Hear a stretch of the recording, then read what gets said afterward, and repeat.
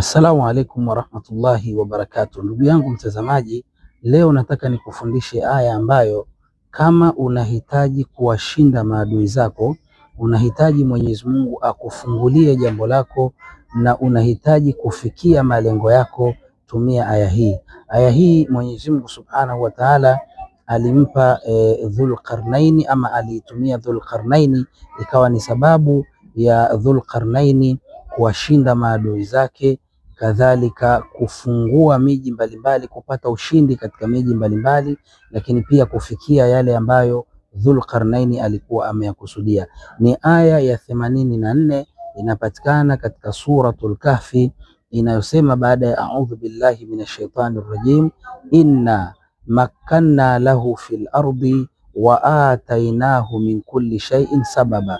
Itumie aya hii kwa nia ya kuwashinda maadui zako, kwa nia ya kufungukiwa mambo yako, na itumie aya hii kwa nia ya kufikia malengo yako, uone maajabu ya Allah Subhanahu wa Ta'ala kupitia Qur'ani tukufu.